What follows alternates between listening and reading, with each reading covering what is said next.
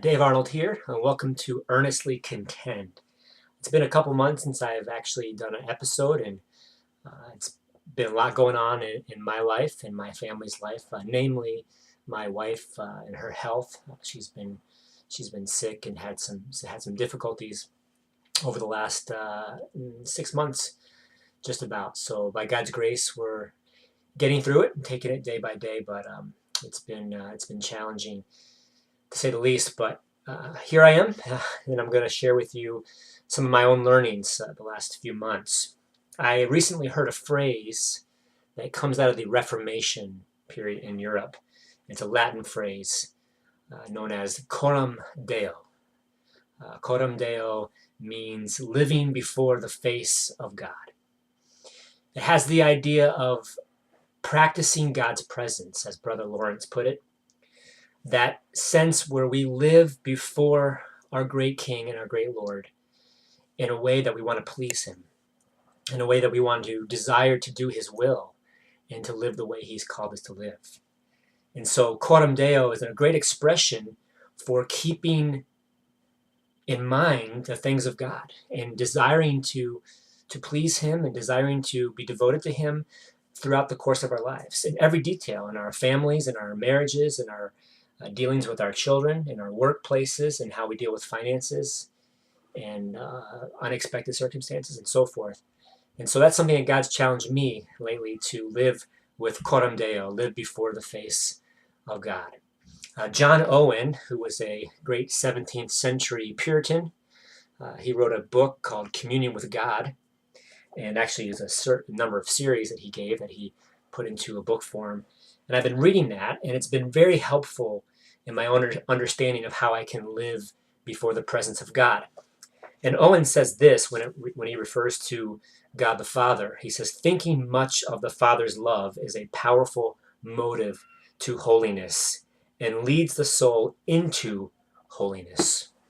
And I think that's so good, because the devil tempts us to think more about ourselves and our circumstances and our world that we live in, and therefore our affections are turned away from God instead of toward Him, and we can be deceived. And Owen says that how the enemy tempts us to have such hard thoughts toward God as our Father.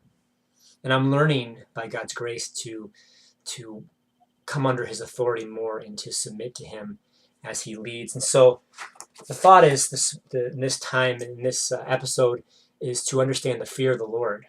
I think the fear of the Lord has been largely lost in our culture in our day and age. I don't mean to be afraid of God, as in terrified, but rather to live with reverence before Him. So the fear of the Lord means that we are to do a couple things. Number one is to submit under His reign, His authority. It's to know that we're ultimately under Him, that He is God, that all that He does is because He's God.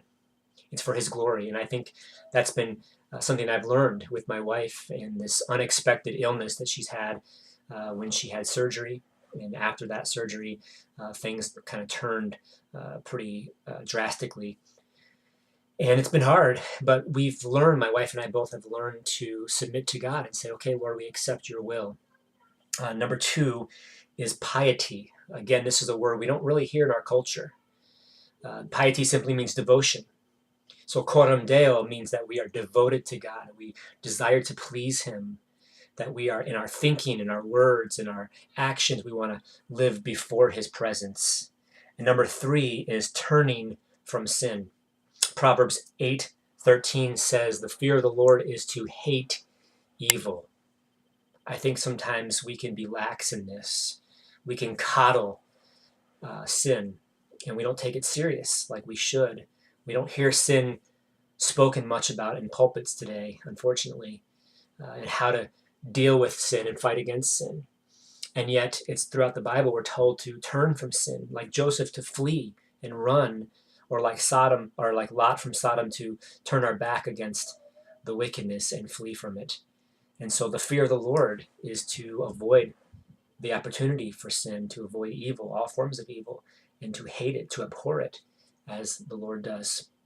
So there's a couple thoughts that I wanted to pass on to you that I myself am learning the importance of submission, the importance of having a devoted attitude toward God, pious or piety, and then the importance of turning from evil to hating sin and longing for righteousness and ultimately longing for heaven. So I want to encourage you, whether you're going through a difficult time or not, to live Coram Deo, live before the very presence, the very face of God.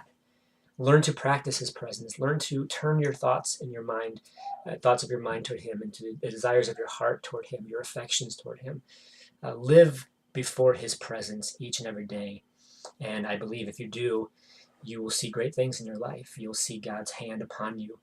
As David said, if we delight ourselves in the Lord, he will give us the desires of our heart, the inward desires that we have. God bless you, and I'll see you soon.